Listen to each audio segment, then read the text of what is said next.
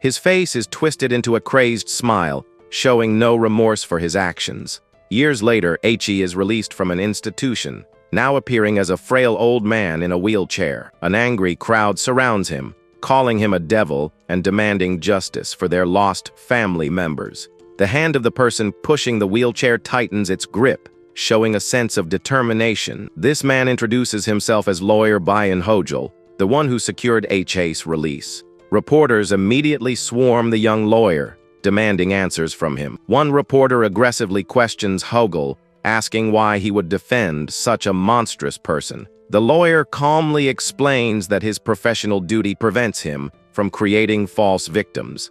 Suddenly, an egg hits him in the head, thrown by a protester who calls him a devil's accomplice.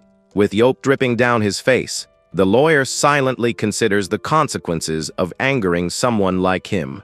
He quickly pushes the wheelchair away, leaving the furious crowd behind as they shout insults at him. He reflects on how this case was so infamous that even the biggest law firms had rejected it. Later, the two of them are seen speeding away from the scene in a luxury car. The old man drops his weak act, laughing maniacally at how easily he fooled everyone with fake tears. The chairman thanks his lawyer for the hard work and offers him a party as a reward. But the older man's mood changes, and he looks at the lawyer with a curious expression.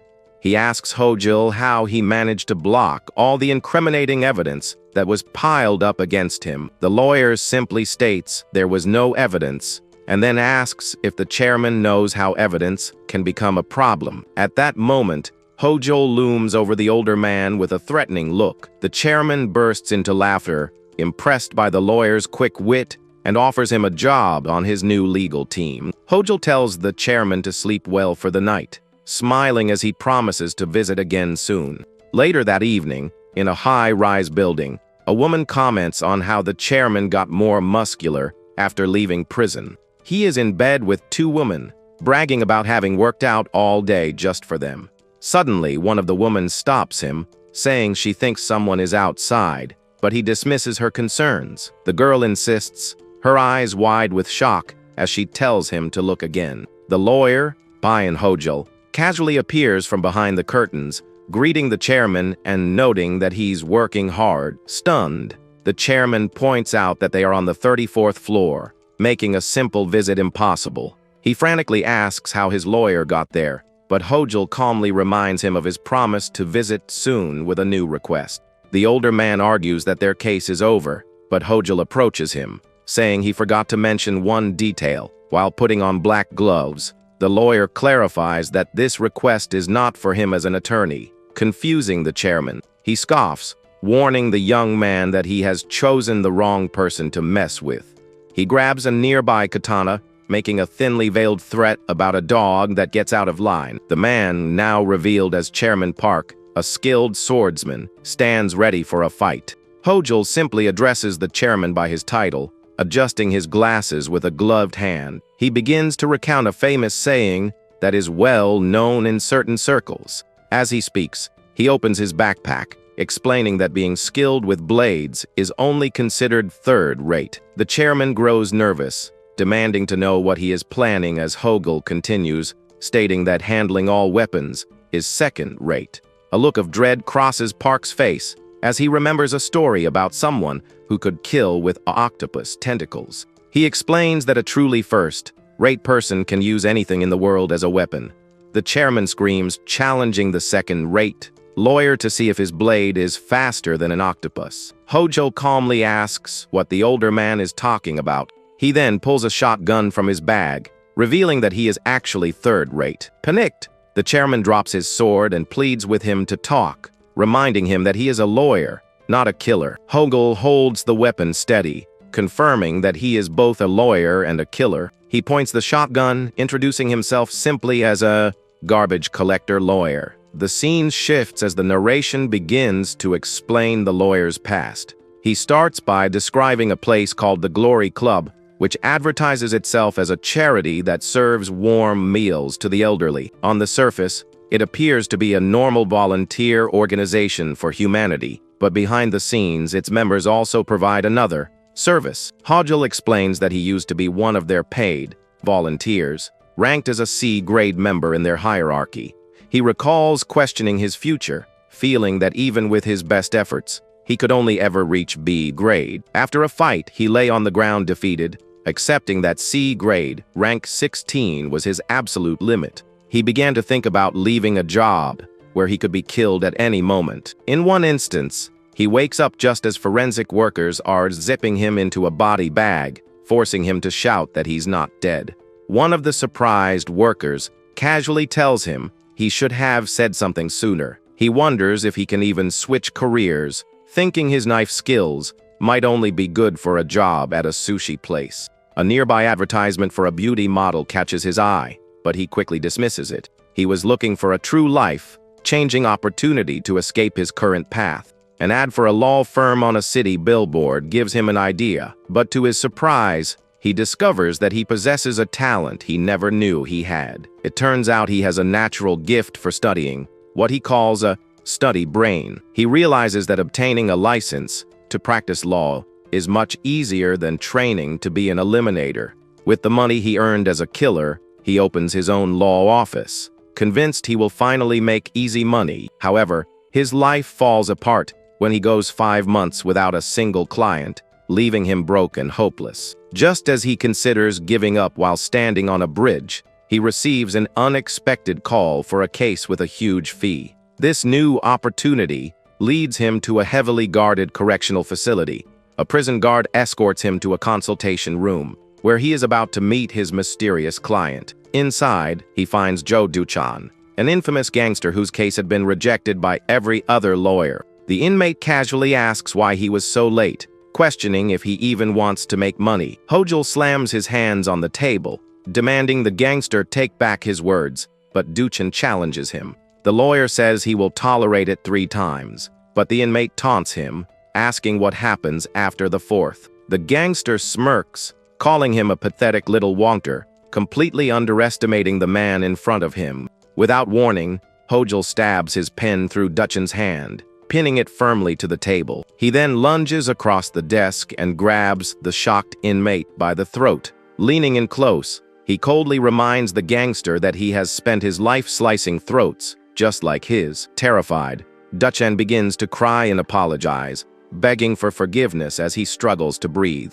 The lawyer warns him that a brat like him should never talk down to adults. Still shaken, the inmate looks up, confused by the sudden and violent turn of events. The gangster asks what the lawyer will do if he doesn't hold back. Hojul forces a smile, claiming he's never even hurt an ant, but silently vows to destroy the gangster one day. Duchan then asks if he will get out, but a nearby guard tells the lawyer that the case is impossible to win. The guard explains that Duchan was caught on CCTV hitting a man with his car and then abandoning the body. The inmate spits, dismissing the evidence and reminding Hojul that his job is to make it disappear. The lawyer is told that nothing can be done unless the victim's family agrees to a settlement.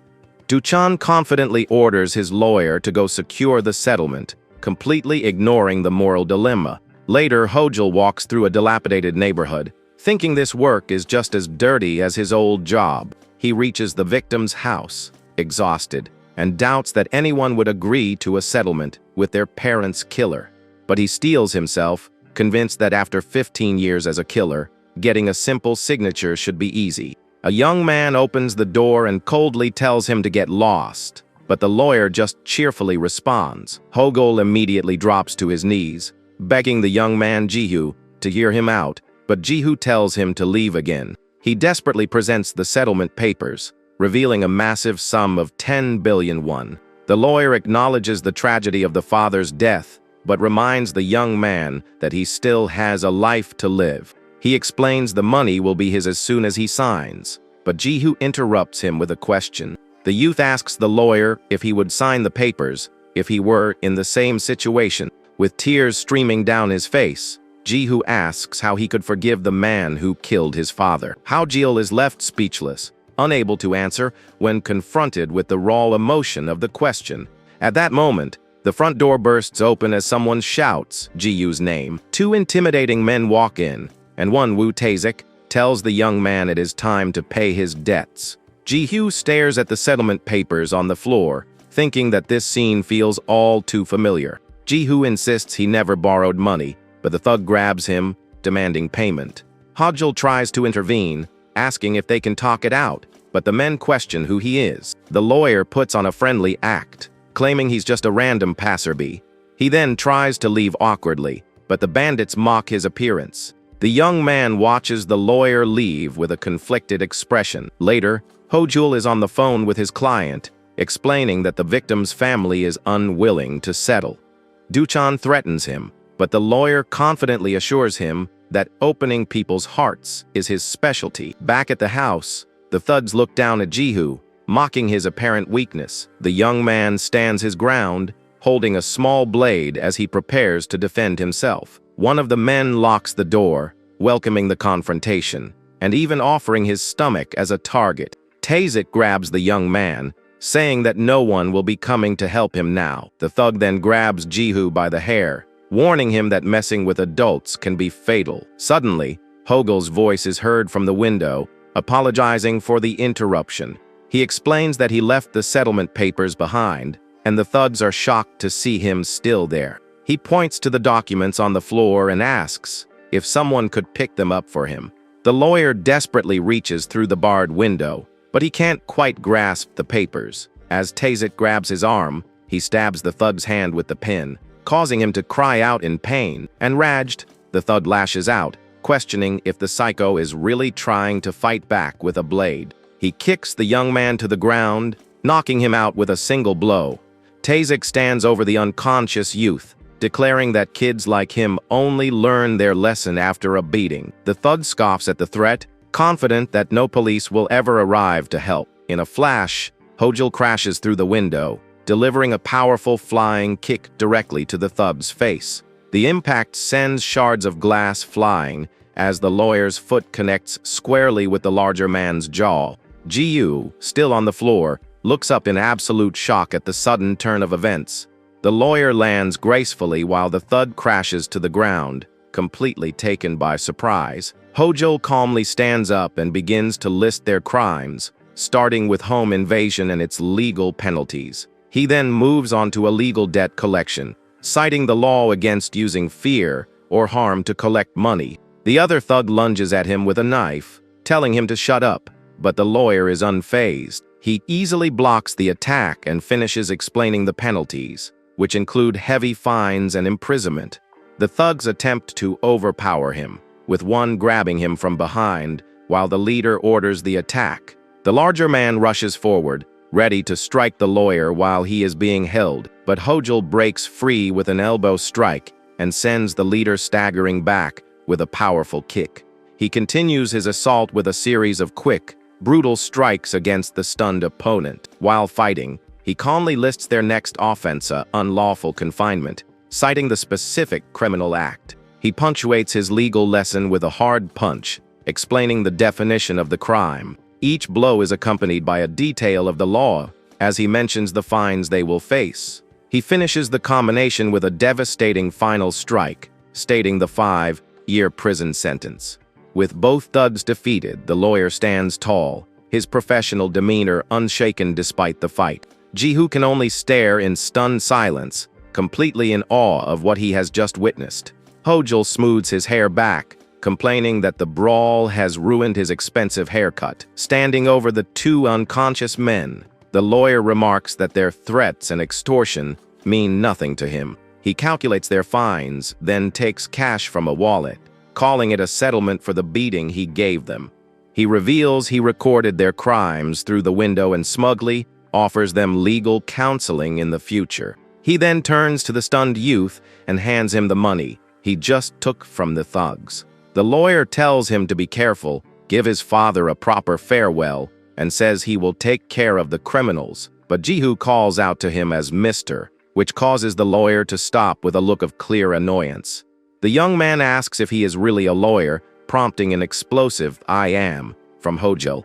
Ji-hoo expresses his confusion, and the lawyer awkwardly tries to explain that he is a lawyer, just not a Mr. The youth calls him Mr. once more, and the lawyer recoils in dramatic frustration. Ji-hoo then calmly states that he wants to hire him, which catches the older man completely by surprise. The young man holds out the stack of cash, ready to make a deal. He then makes a serious request, asking the lawyer to kill Joe DeChan, the man who murdered his father. The boy firmly states that he wishes to hire the man's services, which catches the lawyer completely off guard and surprised.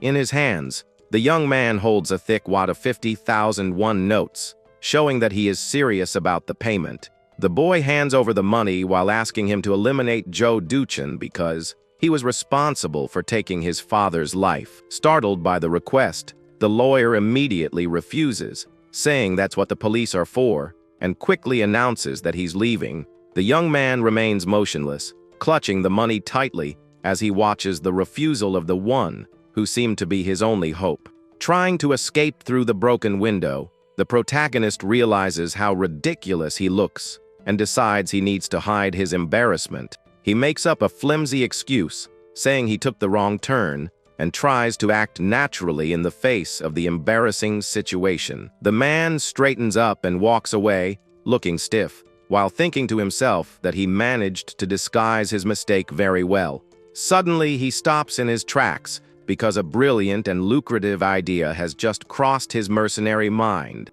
The former assassin wonders how he hadn't thought of that before, since the opportunity was right in front of him. The plan is starting to take shape, and the first step would be to secure the money from the settlement so the boy can finalize this legal part. He would then defend the criminal in court, thus ensuring he would receive his hefty fees as a lawyer. Finally, he would use the money the boy received to accept the assassination contract and eliminate the criminal after all. The realization that he can profit twice from the same case leaves the protagonist ecstatic and with shining eyes. Completely changing his posture, he turns to the boy and, in a serious tone, asks him to wipe away his tears now. The lawyer extends a checkered handkerchief to the young man and formally addresses him as a client, accepting his services. With a confident smile, Bayan Hojil promises that he will eliminate the target cleanly and efficiently, as requested. The young man stares at the man, completely bewildered by this sudden change in attitude and morality. Later, we see the boy in front of the lawyer's office, and the place looks more like a den of criminals than a serious firm. Even though he's scared, he enters the dark hallway, but freezes when he hears cries of pain and sounds of fighting. Screams of agony and sounds of blows echoed down the hallway, coming directly from inside the lawyer's office, frightening the boy. Jiwoo freezes instantly at the thought of someone being brutally murdered inside and considers how dangerous the situation is. Judging by the shadow on the door, it appears the man is mercilessly beating someone while the victim desperately begs for their life. Realizing what he's gotten himself into, the boy decides he needs to cut ties immediately and run away before it happens to him too. But his conscience speaks louder, and he shouts, demanding an end to the violence, while dialing emergency services on his cell phone. The sudden scream makes the lawyer stop what he was doing instantly and look in surprise towards the office entrance. Jiwoo holds his cell phone up like a shield, warning that the police are already on the line and that he'd better not try anything funny. Looking into the man's face, the young man is absolutely certain that he is just another greedy and violent thug like the others. However, the supposed victim shouts that he is just a patient, and the boy realizes that the lawyer was actually hitting an old TV. Jiwoo is confused when he realizes he was about to call the police, just because the man was trying to fix the device at the scene. The young man lowers his cell phone, completely embarrassed and looking dumbfounded, realizing the huge blunder he just made in front of him. Laughing at the situation, Hojil calmly explains that the television is old and only works by being aggressive in order to get a signal. To break the ice, he invites the young man inside and offers him a hot drink as a reward for having come from so far away. Jiwoo looks at the cup and notices that the lawyer added 2 sachets of extra, strong coffee to the mixture as a gesture of generosity. Holding the paper cup, the boy politely thanks the host for his kindness, even though he is still somewhat suspicious. He points out that the lawyer is drinking the fancy coffee from the coffee shop, while he served the cheap coffee to the visitor. But Hojil changes the subject. Putting the jokes aside, Bayan sits down and asks with a smile if they can finally get down to business. The lawyer puts on his glasses and warns that before killing the target, they first need to get the criminal Joe Duchin out of jail. Hojul points upwards and builds dramatic suspense, saying there's a gigantic problem with this release plan. He projects the criminal record onto the wall and explains that the criminal was too careless, leaving obvious evidence of his crimes. The lawyer becomes utterly desperate when he realizes that getting that criminal out of jail is a virtually impossible mission. Pulling at his hair, he laments that his perfect plan to profit twice from the same client is crumbling right at the first stage. Hojul lists serious crimes such as drunk driving and concealing a corpse, stating that even the money from a plea bargain doesn't solve these issues. To make matters worse, security cameras kindly recorded every step of the crime, making the defendant's guilt all too obvious. The case is so well protected and full of evidence against the criminal that, according to him, not even the president of the country could exonerate him. Concerned about the impasse, the boy innocently asks what they can do to overcome this difficult situation. Jihu comments that in movies, lawyers often break into places and tamper with evidence by asking if the man would do the same. Laughing at his naivete, Ban replies that it's just fiction and that he's just a lawyer, not a movie secret agent. Suddenly he freezes mid-sentence because the boy's words have just ignited a gigantic light in his mercenary mind. The lawyer stands there, speechless, processing the absurd yet incredibly brilliant idea he just received for free. His eyes widened in shock as he realized that the solution to the problem had been in that completely illegal suggestion all along. Excited, Hogel grips the young man's hands tightly and shouts, asking if the boy isn't actually a hidden genius. The young man is completely confused by the sudden compliment, unable to understand how his silly question could have caused so much joy in the lawyer. The man explains that if everyone says the evidence is perfect, all you have to do is make it disappear to create reasonable doubt. If the evidence mysteriously disappears, he could argue in court that there were serious flaws in the police investigation. Even if the crowd shouts, calling the defendant a demon, the lack of physical evidence will force the judge to declare him innocent due to lack of proof. With a malicious smile, he concludes that without concrete evidence, the client is safe, no matter how terrible the crime may have been. Combining his lethal skills as a former assassin with his legal knowledge, falsifying and destroying evidence will be child's play. The scene shifts to elite prosecutor Han Jungwi, who takes on the case and immediately confronts the lawyer. Bayan bids him farewell with a mocking greeting at the office door as the prosecutor leaves. The sun begins to set over the commercial building where the office is located, and the day draws to a close with an air of mystery. Suddenly, the boy bursts into the room shouting for the lawyer with great urgency in his voice, as if something serious had happened. Breathless, he says he just heard the news about the case and is completely agitated, while the lawyer remains calm. The young man invades the man's personal space and excitedly asks if all of that is really true, even while staring him up close. The excessive proximity makes the lawyer uncomfortable because the young man is practically glued to him and invading his privacy. Using only one finger on the boy's forehead, Hojul asks him to step back and give him some space to breathe. Regaining his composure, the protagonist stands up, straightening his suit, which was crumpled in the confusion, and asks the young customer to remain calm. With a mysterious air, he asks if the customer likes those movies that have a surprising ending and a big plot twist. Walking over to the computer, Hojul draws the young man's attention to something important he discovered on the laptop screen.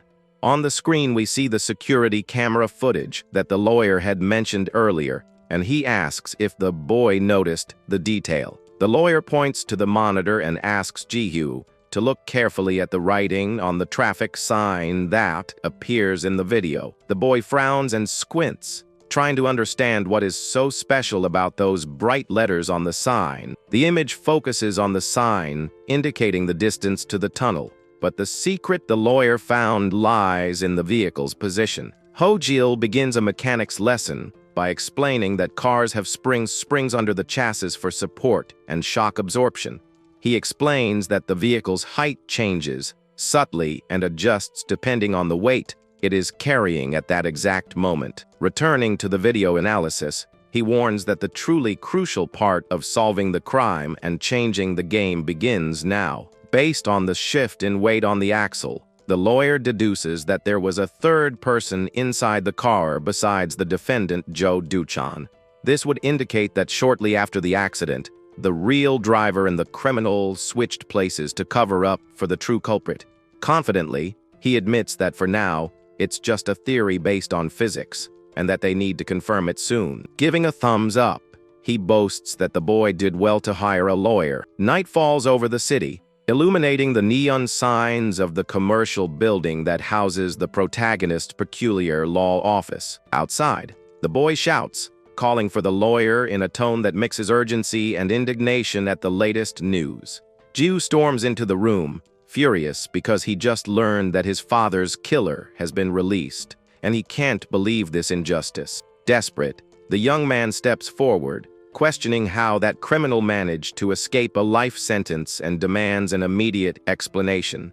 Maintaining his usual calm, Bion places his hand on the boy's chest and gently asked him to step back and not worry so much. Ignoring the customer's outburst, the man turns to the bookshelf, searching for a secret mechanism among the encyclopedias. With a technical push, the bookcase slides to the side, revealing a hidden passage that leaves the boy speechless. Inside, there's a full arsenal of firearms and knives, showing that he's far from being an ordinary, defenseless lawyer. But Jiu is unimpressed by the weapons and shouts, asking what the real plan is to catch the culprit now that he's free. Once again, Hojil demands physical space by pushing the boy's forehead and begins to explain his strategy in a theatrical and exaggerated manner. Pointing to a whiteboard, he explains that the target's gang operates like criminal cells spread throughout the city. To find the real culprit behind the hit and run, they'll need to be bold and take down the entire organization all at once. The boy notices that the drawing is too childish and asks if the lawyer did it, but the lawyer brushes it off, telling him not to worry about it.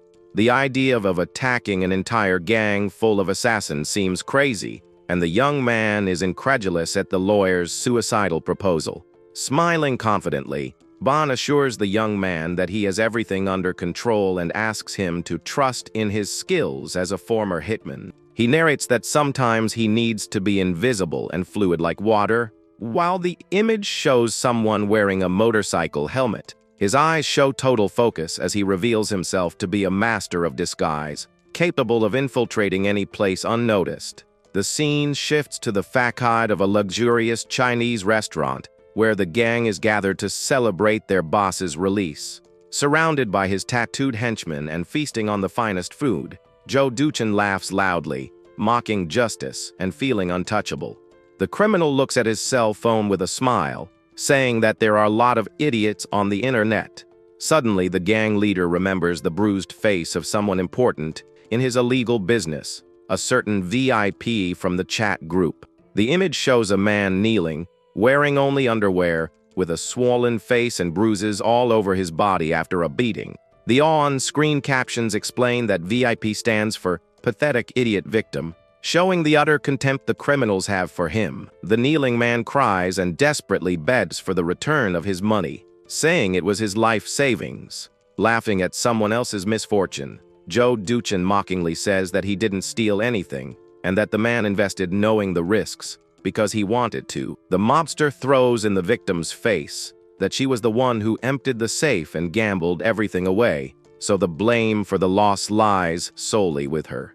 While calmly smoking, the bandit even compliments his henchman's English, showing a complete lack of empathy for the suffering of others. Joe Duchan continues his cruel speech, saying that there are many suckers in the world, ready to throw money away without thinking. One of the henchmen mentions that he heard the boss gave 1 billion won to the son of the man who died in the car accident. The criminal laughs loudly, saying that the dead old man was incredibly lucky because he would never have managed to amass so much money in his lifetime.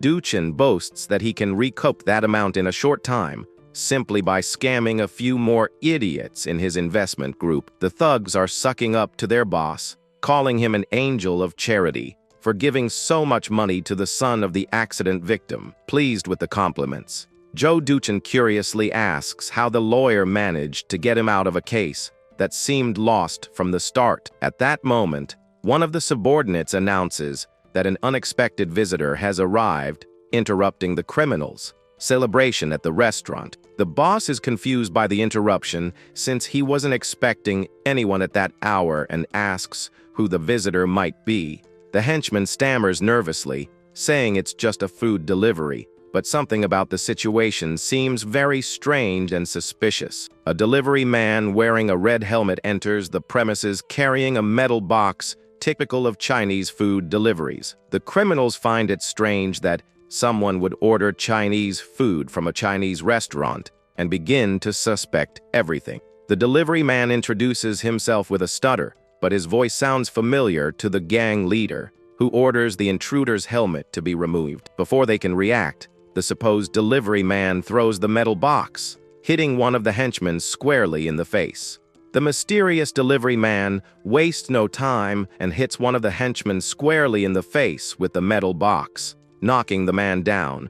As the bandit flies off the road from the impact, the protagonist sarcastically announces the delivery has finally reached its destination. The other criminals are completely confused, not understanding why someone would deliver Chinese food to a Chinese restaurant. Realizing something is very wrong, the gang rises, surrounding the intruder, and the leader demands to know what this nonsense is all about. One of the henchmen holds the delivery box, but immediately finds it strange because the weight and metallic sound don't seem like food. Suddenly, the box opens, releasing a thick cloud of smoke. While the boss yells for them to rip the helmet off that bastard, a white cloud explodes, filling the area and causing the gangsters to cough desperately from the sudden burning sensation in their lungs. Protected by his helmet, the lawyer remains motionless and calm amidst the chaos, explaining that he had carefully prepared that disguise. The bandits fall to the ground in agony,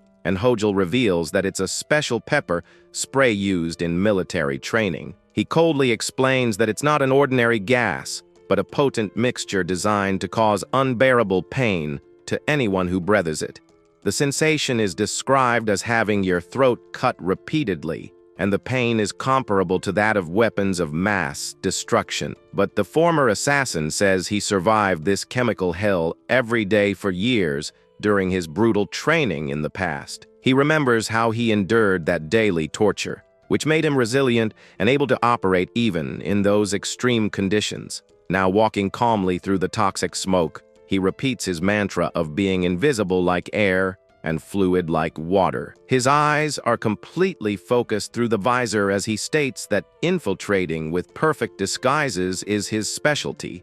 With most of the enemies incapacitated, the lawyer finally removes his helmet, revealing his identity with a mocking smile. One of the criminals who can still see widens his eyes upon recognizing the crazy lawyer who visited them earlier. Furious and incredulous, Joe Duchin asks how he got in there and what he thinks he's doing defying the entire gang all by himself. The boss regains his arrogance by pointing out that there are 9 experienced fighters against only one skinny, unarmed lawyer. But Hojul stares at him, and the chief asks if they really think numerical advantage matters now. The bandit tries to grab the lawyer, but he dodges with agility and throws another smoke bomb, blinding his opponent instantly. Taking advantage of his enemy's temporary blindness, Hojul begins to deliver precise and violent punches, taking them down one by one. Amidst the chaos and shouting, he explains that he is using advanced military tactics, and not just fighting in the streets like they are. Another henchman tries to hit him, but ends up punching air and is knocked out with a well-aimed kick to the chin by the protagonist. The lawyer moves quickly among them, using the environment to his advantage and causing the criminals to attack each other. Angry and confused, the bandits begin shouting insults, calling him a coward for using dirty tricks instead of fighting fair. Hojul laughs at their indignation and retorts that real criminals should be used to unfair and cowardly tactics. He lands a devastating punch to a henchman's stomach, causing him to spit blood and double over in pain on the restaurant floor. While taking down yet another opponent, the lawyer mocks them, saying that the only thing they know how to do is threaten and extort. The scene shows several fallen criminals groaning in pain, while the protagonist remains, standing without a single visible scratch. Joduchin watches in shock, unable to believe that a single man is decimating his entire gang in a matter of minutes. The boss tries to crawl away, but Hojul blocks his path with a sadistic smile, warning that the game isn't over yet. Trembling with fear, the gang leader tries to use his influence and money to bribe the lawyer and escape the imminent beating. But the protagonist ignores the offer and grabs him by the collar, preparing to deliver the final blow and end the job. With a cold and merciless look, Hogel warns that he doesn't want his dirty money, but rather that he pay for his crimes with blood. He raises his fist to deliver the coup de grace, while the bandit closes his eyes, bracing for the painful impact. But before the punch could land, the restaurant door burst open, interrupting the fight at the crucial moment. Everyone stares at the entrance, surprised by the new interruption, and the lawyer lets go of the curious boss to see who the intruder is. A group of armed police officers stormed the place, shouting for everyone to put their hands on their heads and surrender immediately. Hojul smiled contentedly, knowing it was all part of his bigger plan to lure the police in and arrest the entire gang red-handed. While dodging a chair blow, the lawyer pronounces the 3-year prison sentence that the criminal has just earned for that attack. Without wasting any time, he violently counterattacks, striking the aggressor in the face and demonstrating that justice is served immediately. The henchman tries to resist, but Hojul puts him in an arm lock and taunts him, saying that the skinny guy he underestimated will finish him off. Using the enemy's own strength, the protagonist throws him far away, yelling for the others to try and catch their flying companion. The impact on the ground is brutal, and he warns that extortion through threats results in heavy fines or payment with one's own blood. With a manic grin on his face, the lawyer realizes that those thugs have no idea of the danger they are facing. The former assassin begins to reveal the dark truth about the kind of hellish training that shaped his body and mind in the past. His expression contorts in pure sadism as he admits that he's been trained his whole life only to massacre people like them. In his memoirs, we see the daily struggle for survival, where each day was a test of endurance to avoid being kicked out of the club. He explains that years living in the underworld gave him a special gift for identifying predators and prey in a matter of seconds. His training taught him to be fickle in light, sometimes acting invisibly like the air itself, so as not to be detected. Other times it needs to flow and adapt like water, molding itself perfectly to any situation of danger or infiltration. This adaptability allows him to blend in anywhere, making his disguises and performances absolutely perfect. Behind the visor, his eyes gleam with the certainty that deceiving those criminals about the delivery was the easiest part of the plan. Back at the restaurant, the lawyer cracks his neck, complaining that so much studying law has left his body rusty for fighting. To humiliate him even further, he calls the gang leader by name and commands him with authority, as if he were a trained dog. The criminal obeys instinctively, but Hogel coldly reprimands him, asking who gave him permission to sit in the chair. Joduchin's hand trembles with hatred and nervousness as he realizes he's being made a fool of in front of all his subordinates. The bandit lets out an incredulous laugh, unable to comprehend the audacity and madness of that suicidal lawyer in his territory. Losing his patience, he yells furiously at his henchmen to stop hesitating and just grab that damned intruder once and for all. With the situation under control, the gang leader kneels submissively on the floor while the lawyer demands complete attention to his orders. Desperate, the bandit starts talking nonstop, even offering personal passwords, but Hogel asks only for the plain, unfiltered truth. The lawyer gets straight to the point, asking who's behind him, which leaves the criminal confused and scratching his head not understanding. Annoyed by the bandit's attitude, the protagonist knocks him to the ground and tells him to stop answering with such cheerfulness and falsehood. With a serious and cynical look, Hogel admits that he won't believe a word he says, making the interrogation tense. Taking the criminal's unlocked cell phone, the lawyer makes an intrigued comment upon seeing what was open on the screen. The phone wallpaper reveals the bandit's peculiar taste, displaying a woman dressed as a bunny in a provocative pose. An expression of approval appears on the lawyer's face. He seems to have quite enjoyed the adult content he just found. Smiling mischievously, he remarks to himself that things are getting interesting and sensual with this new discovery. The day dawns, illuminating the office facade with colorful signs indicating that the long night of violence has come to an end.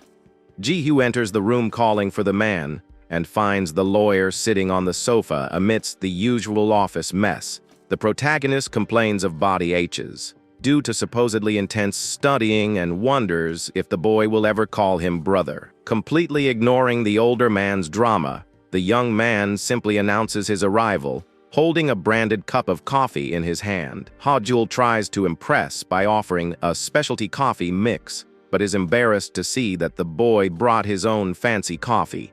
The boy politely declines the offer and tells the lawyer to enjoy his cheap coffee alone, leaving the man hanging. Suddenly becoming serious, Hogel warns that the situation is more complicated than it seemed and asks the boy to listen carefully. The somber and sudden tone frightens the boy, but the lawyer insists it has to be this way because of the seriousness of what he has discovered. He reveals that the investigation led him to a strange clue about a chat room focused on stock investment tips. On screen, we see a group promising absurd profits of 500%, using photos of luxury cars to lure victims. Hogel scoffs at the promise of easy money, saying that even he would like to earn that much money if it were true. On the cell phone screen, we see one of those classic, get-rich-quick scams with absurd guarantees of quick profits to lure victims. The lawyer laughs at the advertisement, asking if Ji-hoo also wants to make a fortune like that, mocking the navy of those who fall for it. Ji-hoo is shocked by the question and stares at the lawyer with wide eyes, unable to believe what he is suggesting so casually. The boy approaches the cell phone, staring intently at the screen, trying to understand if this is serious or just another joke. On the chat screen, we see several messages from desperate victims who lost everything, complaining about the scam they suffered in the room. One of the messages says that the person was scammed and is now in debt, revealing the genuine desperation behind the financial fraud. Another victim pleads for help, saying she lost all of her family's savings and doesn't know what to do to recover the money. Hogel explains that the scammers operate with virtual accounts and foreign IP addresses, which makes tracking them virtually impossible. He comments that many families have been ruined by this scheme and that the police can't do much to catch the culprits. The young man becomes enraged, asking what the police are doing while so many people lose everything to these unpunished criminals. Ji-hoo stands up, indignant and determined, saying that they need to report this immediately so that something can be done. But the lawyer interrupts the boy's impulse with an enigmatic phrase, saying that it's never as simple as it seems. Hogel unfolds a large, hand-drawn organizational chart on the table, showing the structure of Joe Duchen's criminal organization. The boy looks at the childish drawing and asks mockingly if a kindergartner made those scribbles.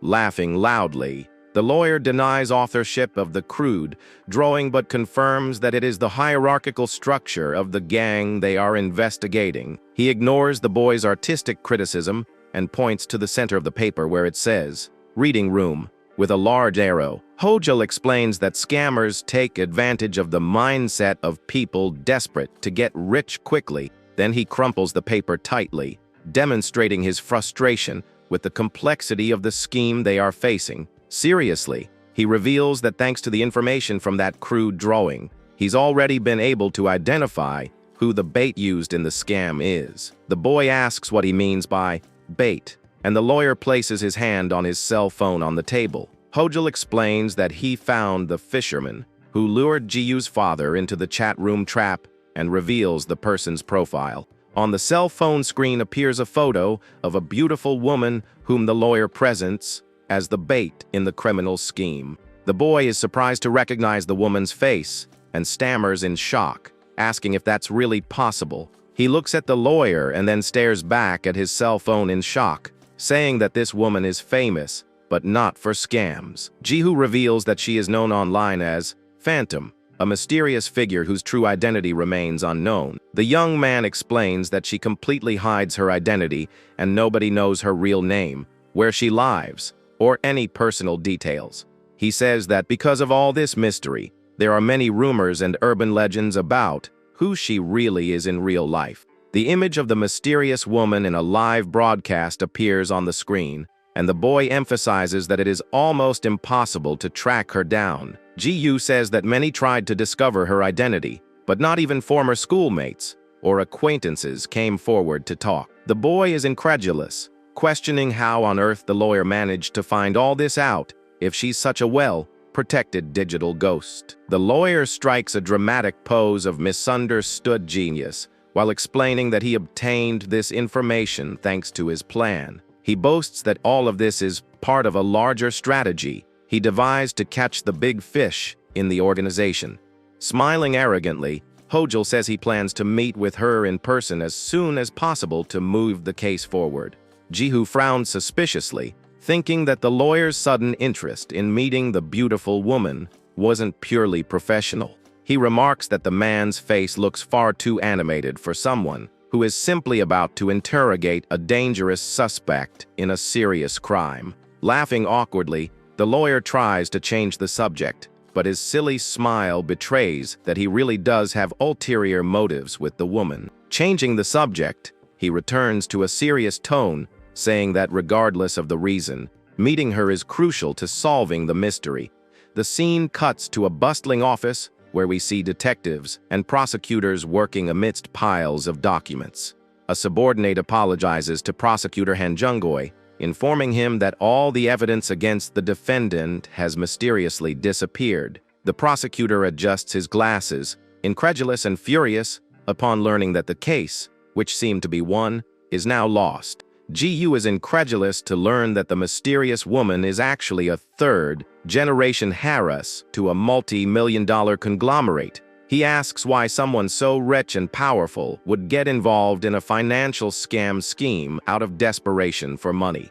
On the phone screen, we see the image of Phantasma, again in her live stream, showing that she continues broadcasting normally.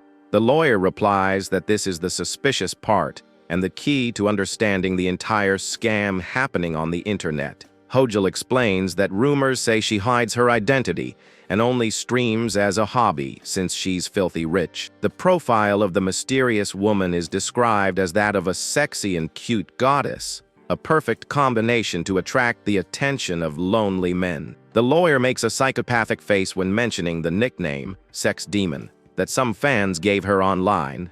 Jihu feels secondhand embarrassment and asks what the hell the lawyer is imagining with that scary, lecherous look on his face.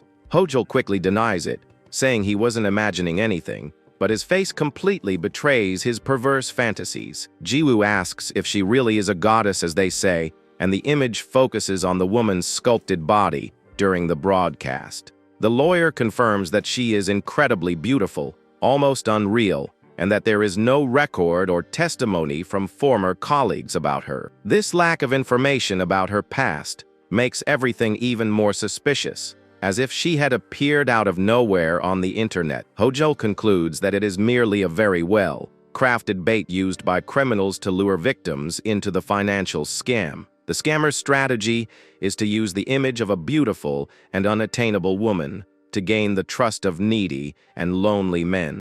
Jihu finally understands the game and asks if the lawyer plans to use the same tactic to get closer to her and find out the truth. Smiling confidently, Hojul confirms that yes, and says he will use all his charm and cunning to get a date with her. The boy looks suspicious, thinking that the lawyer's real objective is simply to take advantage of the situation to see the pretty woman. The former assassin boasts that he likes sincere men who treat women like princesses, which is his specialty. But Ji-hoo cuts him off by reminding him that the woman has no intention of meeting anyone in person since she's a ghost. He emphasizes that she earns money through online donations and doesn't need to expose herself to the risk of real-life encounters.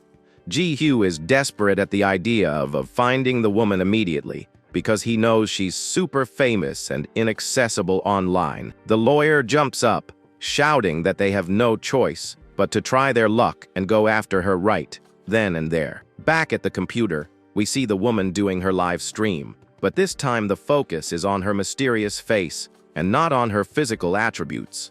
Hojul asks in a challenging tone if the boy really thinks she would donate all that fortune out of pure kindness or charity. The former assassin claims that the exorbitant value of the donations is precisely what makes the whole thing so suspicious and worthy of investigation. He argues that if money wasn't the ultimate goal, why on earth would a millionaire Harris waste time doing live streams? Ji-hoo innocently replies that perhaps she donates everything she earns to charity, which makes the lawyer let out a mocking laugh. The image shows the woman smiling at the camera, while Hogul implies that nobody donates 100% of their profits without a reason. He adjusts his tie with an air of superiority, saying that there are many hidden motives behind that facade of a good girl. Ji was shocked to hear the lawyer's crazy plan to get a date with the internet celebrity and frowns. Hojil proudly explains that he spent the entire night awake devising that brilliant strategy to get closer to the target. The boy asks indignantly if he really stayed up all night just to come up with such a stupid and senseless idea. The lawyer defends himself by saying that sometimes the stupidest ideas are the ones that work best in desperate situations. He shows on his laptop screen a digital date winner coupon that he managed to win after much effort. Hojul celebrates as if he'd won the lottery, shouting that he'd finally won the prize of a one-day date with her. The boy reads on the screen that the lawyer invested all his savings of $5 million just to win that lottery. Ji-hoo is stunned by the financial irresponsibility of the man who spent all his money on a dubious online gambling game. The lawyer grabs the boy by the shoulders and shakes him, shouting that every penny invested in that madness was worth it. With comical tears in his eyes, he says that now he finally has a real chance to come face to face with the mysterious woman. But suddenly his expression changes when he remembers a small detail that could ruin everything. Meanwhile, Hojul plans to use the perfect gentleman strategy to win the girl's heart and extract her secrets. He imagines himself as an elegant and sophisticated man cutting the meat onto her plate in a well-lit restaurant. In the fantasy, he uses sweet words, calling her a princess, and saying that he cut the meat to the perfect size for her delicate lips. Back to reality, we see the fancy restaurant, which is actually a dive where the lawyer serves raw ground meat. Ji-hoo observes the scene with embarrassment and asks if what's on the plate is steak tartare, given the sheer poverty of the supposedly luxurious meal. Suddenly, an authoritative voice calls out the lawyer's name, interrupting the couple's romantic and cringe-worthy moment. Hojul and prosecutor Han Jingwei stare intensely at each other, their faces almost touching in a silent and tense confrontation. The prosecutor demands to know what the lawyer did to manage to acquit a criminal against whom there was such compelling evidence. Hojul smiles mockingly and asks if the prosecutor wants to know his true identity, provoking the rival's curiosity. With an air of superiority, the lawyer adjusts his glasses and prepares to give a sarcastic and irritating response to the prosecutor. Meanwhile, on the phone, the gang leader complains that there's an annoying intruder in the restaurant disrupting his business. On the other end of the line, a calm and controlled voice instructs the criminal not to speak joyfully or show any emotion. The boss gets up with difficulty and bows respectfully to the phone, saying, "Wise sir," afraid of whoever is on the other end. The mysterious person orders him to sit down, and the bandit obeys immediately like a dog trained and terrified by its owner. But as soon as he sits down, the voice coldly reprimands him, asking who gave him permission to sit in the chair. The criminal stammers and asks who is speaking, because the voice sounds strangely familiar. and this makes him very nervous. The person on the other end laughs and says they have a friend who would be much more honest than the crook in that complicated situation. Looking at his cell phone, the gang leader sees the photo of the sexy bunny girl, and his eyes widen in shock and disbelief. He recognizes the person and shouts, asking if it's really him, the guy he knows from other times and past misunderstandings. The person confirms with a smile and says that from now on things are going to get very interesting and dangerous. Hojo freezes at the thought that if he starts investigating her connection to the gang leader or the investment room, she'll run away immediately. The former assassin imagines the ghost cutting ties and disappearing without a trace, frustrating his entire investigation. Back at the office, we see Ji-hyo and Hoggle in an awkward moment of silence amidst the mess around them. The lawyer tries to calm the boy down, telling him not to worry about it, but Ji-hyo asks why he shouldn't worry. With a confident smile, Hoggle states that he has already identified the decoy, that is, the location where it is hidden at that moment. The boy is surprised and asks how he managed to find out something that nobody else knew about the mysterious woman's location. The lawyer points to the laptop screen where the woman's live stream is paused and says that the answer was there all along. He explains that the clue wasn't in the scenery or the background of the video, but rather in the reflection of the sunglasses she was wearing. Hojul shows a close up of the glasses reflecting the cityscape and says he was able to triangulate its exact position using this. The boy is amazed by the lawyer's deductive skills, which seem like something out of a spy movie or a professional detective story. The lawyer explains that he used the position of the setting sun reflected in the lenses and the silhouette of the neighboring buildings to find the location. He reveals that the woman is in a cafe in a neighboring town, and that the name of the establishment is visible on the cup she is holding. Hoggle zooms in on the image showing the Perrin coffee shop logo on the paper cup the woman was holding during the live stream. He explains that this coffee brand is regional and doesn't exist in Seoul, which drastically limited the search area to find it. The lawyer continues his detailed analysis, saying that he observed the level of coffee in the cup and the state of the melted ice inside it. He noticed that the ice was completely melted, and the glass was sweating, indicating that she had been there for at least an hour. Furthermore, he cross-referenced the transmission time information with the position of the shadows to confirm the exact time of the recording. Hogel triumphantly concludes that all these clues combined point to a single place and a single moment in time and space. The boy looks at the lawyer with admiration and fear, realizing that he is far more dangerous and intelligent than he appears to be. With a smile, Hojul says that now they have the exact location of the Phantom and can finally confront her. The lawyer explains that when the investigation begins to see if she has any connection to Duchin, she will simply disappear off the map. The ghost will sever all ties immediately and flee far away, rendering any attempt to catch her futile. That's why Hojul insists they need to find her right now, before she suspects something and disappears forever. Ji-yu asks, confused, how they're going to do this since they don't know where she is, or how to reach her without raising suspicion. Smiling, the lawyer says the answer is simple, and there's no reason for so much concern, because he already has everything planned. He points to the computer and says they just need to go there and meet her in person, as if it were the easiest thing in the world. The boy is shocked and asks if he figured out her exact location just by looking at the laptop screen. Hojil proudly confirms that he analyzed the reflection in her sunglasses and was able to identify her location. It shows on the map that she is in a neighboring city near a specific coffee shop that only exists in that region. Furthermore, he used the position of the sun and the shadows of the buildings to confirm the exact time she was there doing the live stream. The lawyer also noted that the ice in her coffee cup was melted, indicating that she had been there for some time. Ji-hoo is impressed by the lawyer's quick and accurate deductions, who seems to possess the skills of an experienced detective. He asks if the lawyer isn't actually a lawyer killer, or something like that because of his strange abilities.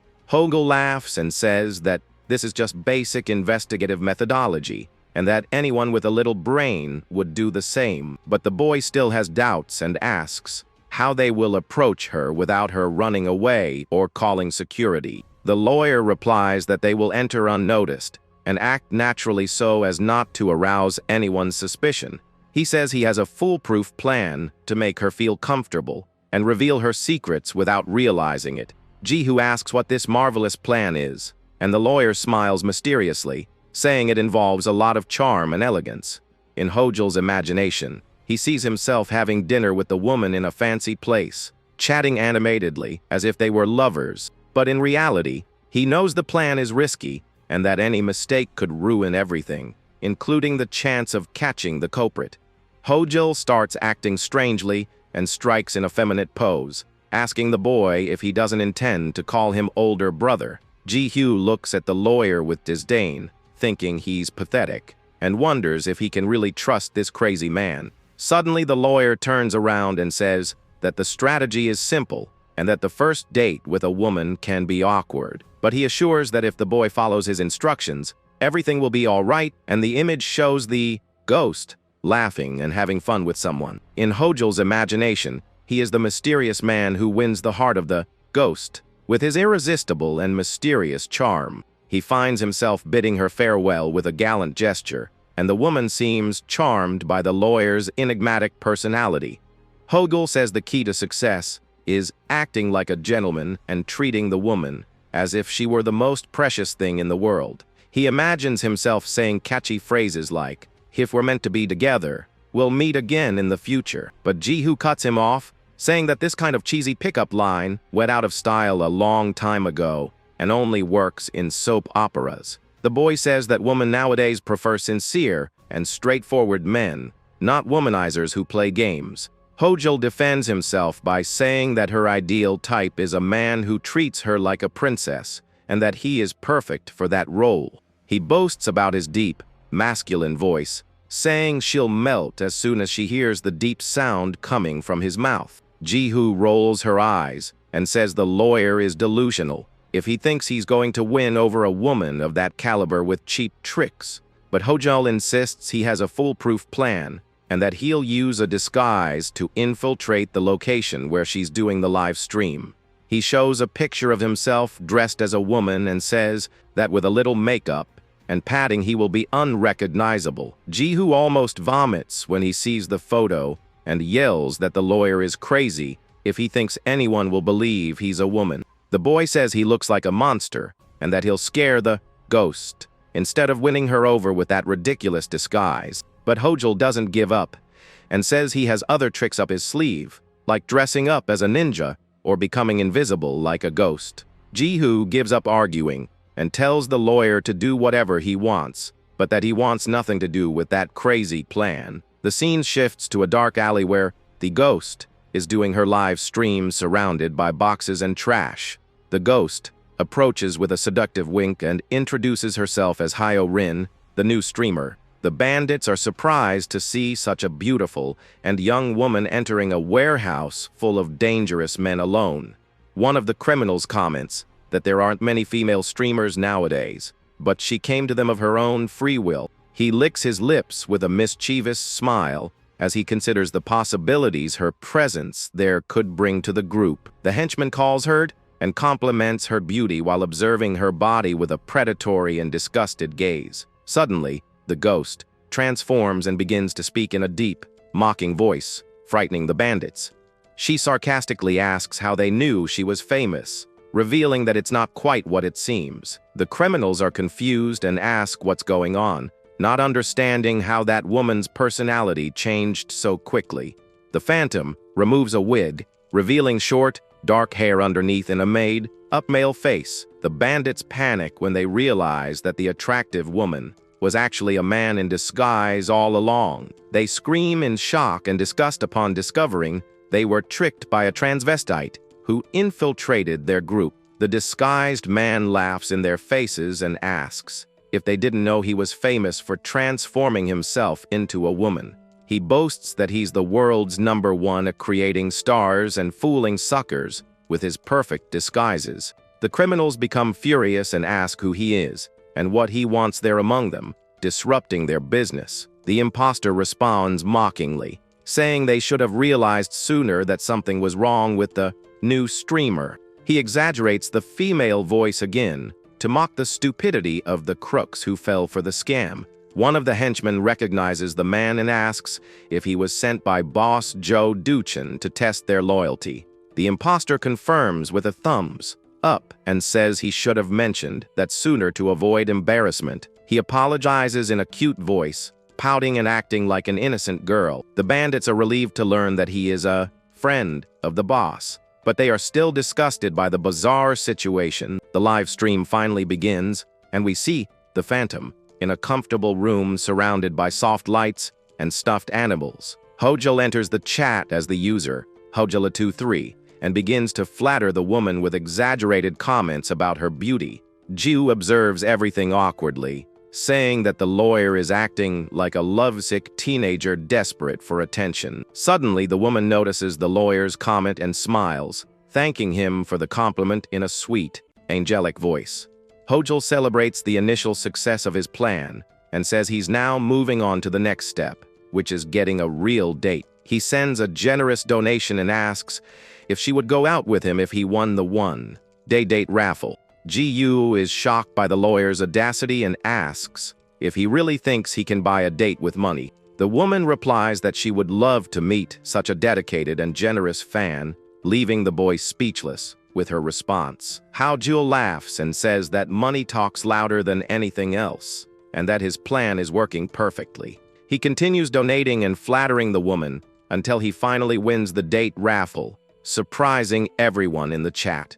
The woman congratulates the winner and says she is eager to meet him in person, arranging a place and time for the meeting. Jiu still can't believe what he's seeing and asks if the lawyer used some dirty trick to win the lottery. Hojul denies it, saying it was pure luck and skillful seduction, but his mischievous smile suggests there's more to it than meets the eye. The scene shifts to the day of the meeting, where we see the lawyer, dressed in his best suit, anxiously waiting for the woman. Jiu is hiding, observing everything from afar, ready to intervene if something goes wrong or the lawyer needs help. The Phantom arrives at the location, and to everyone's surprise, she is even more beautiful in person than in the photos and videos.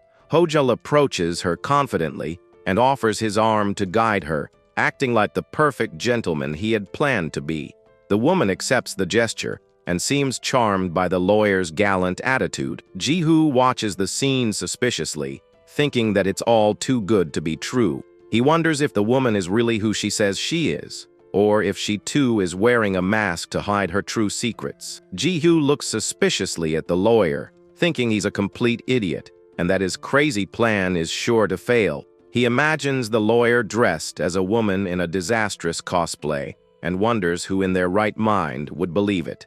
In Jiu's imagination, the female version of Hoggle is a vision of hell capable of causing nightmares in any normal person. The boy screams in terror, telling the demon to go away and begs the lawyer to abandon this horrible idea. But Hojul doesn't give up and tries to convince the boy that his disguise will be perfect and that everyone will love him like a true idol. Jiu insists that the lawyer is crazy and that being a woman is not as easy as he thinks, much less something that can be imitated like that. Hojul counters by saying that nowadays, with the right makeup, even a grandfather can transform into an attractive schoolgirl. He explains that with a little padding here and there, his body will be perfect, and no one will notice the difference. Jiu gives up arguing and tells the lawyer to do whatever he wants, but that he'll wash his hands of it if it goes wrong. The scene changes, and we see Hojul trying to balance in high heels and stumbling as he walks. He tries to imitate the Phantom's movements, but looks like a drunken penguin pacing back and forth in the room. Jiu watches the scene with her hand on her face, feeling such secondhand embarrassment that she can barely look at the lawyer. Hojul asks if he's walking normally, and the boy replies that he looks like a zombie with back pain. The lawyer tries to strike a sexy pose, but ends up falling face first to the ground, letting out a cry of pain and frustration. Jiu sighs and says that perhaps they should try another approach, because that one definitely isn't working. But Hojul gets up determined and says he won't give up, and that he'll train until he's perfect like the Phantom. He starts doing strange exercises and bizarre poses, trying to find his inner femininity. Ji-hoo watches everything in disbelief and wonders if the lawyer hasn't hit his head, or if he's always been this crazy. Suddenly, Hojul has a brilliant idea and says he's going to use a face-changing app to practice his expressions. He takes a selfie and shows it to the boy, asking if he looks good. But the image on the screen is terrifying. Suddenly, a pink mug flies through the air, spilling hot coffee everywhere and causing a wet mess in the studio. The girl is caught off guard by the boiling liquid and ends up slipping backward while yelling a curse word from the sudden fright. The undercover lawyer rushes over, worried, asking if she burned herself and desperately trying to mop up the mess caused by the coffee. He runs around the makeshift studio looking for something dry and says he'll lend her some clothes from the company so she can change. Holding up a strange apron, he says it's all he has, but the girl stares at the tiny garment in utter confusion. With an innocent yet dangerous smile, the lawyer suggests it would be much better if she just took off all her wet clothes right there, already dressed in an orange t-shirt. Hiren refuses help, shouting that she'd rather stay wet than listen to those strange things. The fake Unai smiles understandingly, saying that everyone acts shy at first, but that he'll fix that right now. Then he moves forward, trying to forcibly remove her clothes while the streamer screams desperately, saying she'll take them off herself. Chaos erupts as the two fight over the shirt, and Hiren panics, unsure how to react to the madness. Far away, Ji-hoo tears her hair out in despair, realizing that if they discover Hogul as a man, the plan will fall apart. In the confusion of the fight, the lawyer's underwear is forcefully pulled, revealing skin that should have been hidden. The girl's expression instantly changes to pure shock upon seeing something totally unexpected on her supposed older sister's body. Trembling, she stammers, unable to believe what her eyes are seeing, and asks if it had been hidden there all along. Iron stares seriously at the other girl's face and asks if she had been hiding that painful secret all this time. The lawyer realizes the mistake but reacts quickly, feigning sadness, and saying he didn't want to show it precisely because he was ashamed. His shoulder is revealed to be covered in scars from ancient battles, and the girl asks in horror the origin of so many marks on his skin. With a poetic eye, he spontaneously invents a dramatic story, calling the marks canvases painted by a bitter life. The lie sticks so well that the girl throws herself to the ground, hugging him and crying with apology for judging him without knowing the pain. A moved Hyorin expresses her gratitude for the warm welcome, while the cunning lawyer realizes his cover was saved by a hair's breadth. Ji-hoo hears the heavy breathing through the earpiece and asks the man to calm down because he is fogging the microphone with so much noise. At the police station, the gang leader shouts furiously, claiming he is the real victim, and brandishes the handcuffs, indignant at the unjust arrest. He points to his swollen eyes as proof of the assault and demands that his boss be brought in immediately, cursing the guard officer. The door opens and the bandit yells, asking why the delay, thinking his lawyer has finally arrived to save him. An elegant man in a suit enters the room, apologizing for being late and adjusting his tie with a calmness that contrasts sharply with the chaos. The criminal froze instantly upon recognizing that face. It wasn't his lawyer, but the dreaded prosecutor Han Jong, himself. Already at the interrogation table, the prosecutor ignores his shock and coldly asks the criminal to explain the circumstances of the case. Joe Duchin confesses that he was beaten up by a lawyer and says he doesn't know if the man took the wrong medication to become so crazy. The prosecutor flips through the documents, intrigued by the absurd story of a lawyer who fights like a professional and questions the facts. The mobster shudders at the memory of the scene and confirms that the man is too good at fighting, something totally abnormal for someone in that profession. With tears in his eyes, he recounts that it took the man less than 3 minutes to take down a dozen of his men, as if they were nothing. The prosecutor is left pondering, wondering what the purpose of a lawyer with such combat skills getting involved in this would be. he pulls a photo from inside the file, sensing that something much bigger and more dangerous is hidden behind that strange case. The image reveals the protagonist smiling over the bodies of the defeated bandits, and the prosecutor faces the evidence with great seriousness. Adjusting his glasses, he mutters to himself, wondering what on earth that mysterious man is really planning. Back in the hotel room, the atmosphere changes completely, and we see the protagonist doing a ridiculous little dance to try and cheer the girl up. He awkwardly swings his hips, claiming it's the latest trend, and tries to convince the streamer to join in the fun. But Iron watches everything with secondhand embarrassment and warns that if they do that on the live stream, they'll receive refund requests from subscribers. Trying to change the subject, the lawyer suggests showing that reaction to the company's CEO, but the girl's face changes instantly. She turns pale and warns in a trembling voice never to mess with the boss, because he is a terrifying person. Concerned about his reaction, the girl asks what's happening and calls him sister.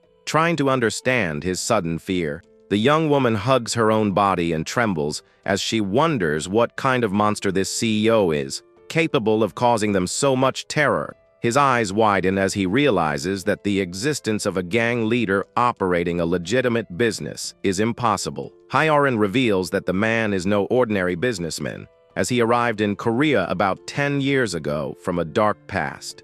The criminal laundered his identity and opened the entertainment company, but his story begins much earlier on another continent. It all began in the dangerous Bronx area of the United States, a place so violent that even the police didn't dare set foot there. The neighborhood was controlled with an iron fist by a ruthless gang known in the underworld as the Vipers. That man was born with the seed of evil and fit perfectly into the brutal violence of that organization. It didn't take long for him to rise through the criminal ranks and take the place of absolute leader of the Vipers. The image shows a tattooed and armed young man atop the wall, revealing that he was only 15 years old at the time. It's unbelievable to think that a teenager managed to take control of an entire gang in the blink of an eye. After that, his ambition didn't stop, and he quickly absorbed neighboring territories, expanding his empire of fear. With brutal tactics, he transformed the Vipers into the largest and most dangerous gang in the entire American state. The story becomes even more macabre when it mentions KD, the right-hand man who served the boss with absolute and blind loyalty. The loyal subordinate was found dead in a pool of blood, his body riddled with 46 bullet holes. KD was the type of loyal member who would do anything for the organization and would even betray his own family for the boss. The organization collapsed, believing it was a murder committed by a rival gang. But the terrifying truth is that the killer was not an enemy, but rather the very boss he had served his entire life.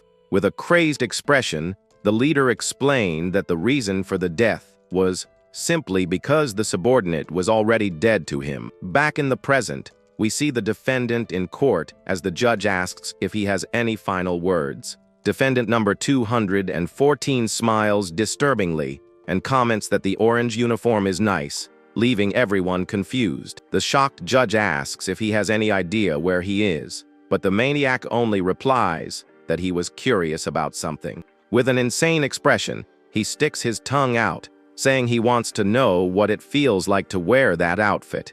Suddenly, he bites his own tongue with brute force, spurting blood and causing total panic in the courtroom. The guards run desperately, shouting for an ambulance and trying to stop the bleeding to keep the defendant alive. At the hospital, doctors report that the patient has not yet regained consciousness and remains in serious condition. Outside, the police officers discuss the madness of attempting suicide in court to prove why he was the leader of the Vipers. But when they look inside the room, they realize the bed is empty and the handcuffs have been mysteriously opened. Panic grips the guards, who can't understand how that man escaped right under their noses.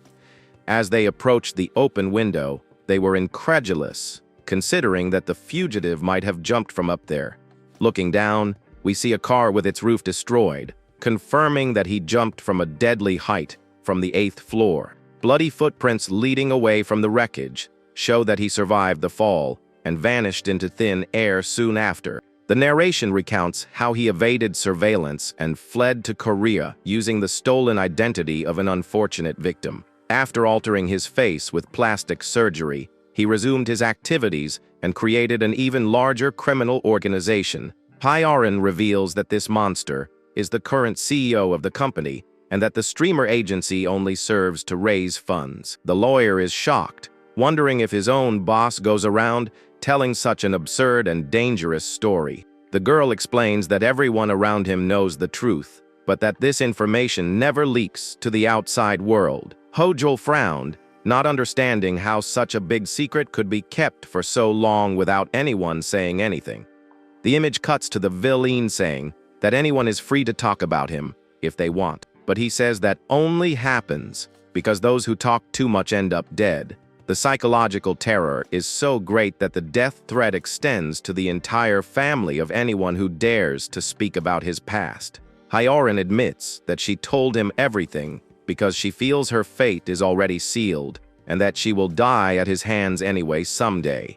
But she smiles sweetly, saying that she trusts her supposed older sister and doesn't mind sharing the secret with her. Changing the subject, the girl announces that she invented an emergency signal to use when the dreaded boss shows up. The #1 rule of survival is never to look the CEO in the eye, because nobody knows the horror that might follow. She firmly gripped the lawyer's shoulders, insisting that he pay close attention and memorize the security plan. The secret signal is a heart-shaped gesture with the fingers, something that seems cute, but in that situation will mean mortal danger. Hyorin warns with complete seriousness that as soon as she makes that gesture, her sister must drop everything and run away immediately.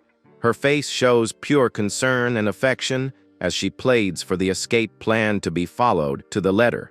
Hojul stares at the girl, thinking how strange and naive she is for worrying so much about someone she just met. The lawyer sweated cold beneath his disguise, mentally questioning whether he should end it all now or keep up the charade. Suddenly, sharp knocks on the door interrupt his conflicting thoughts and bring tension back to the room. Hyorin is startled by the unexpected noise and stares at the cushion where she heard the sound, her eyes wide with fear. Outside, shouting can be heard as the henchmen rush to clean up and hide everything in great haste and desperation.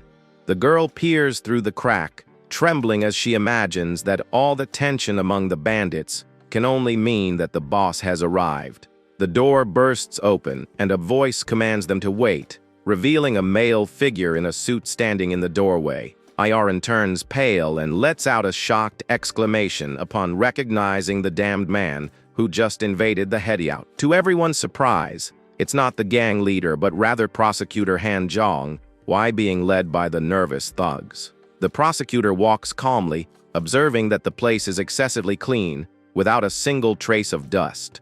Han adjusts his glasses and announces that he's come looking for someone specific, while Hyorin hides in panic. Han claims he's there looking for a specific person, and the criminal right behind him promises to turn everything upside down to find whoever he wants. Suddenly, his eyes fix on something suspicious, as he notices a strange movement. The man spots the woman in the red hood, trying to sneak away, and authoritatively orders her to stop where she is.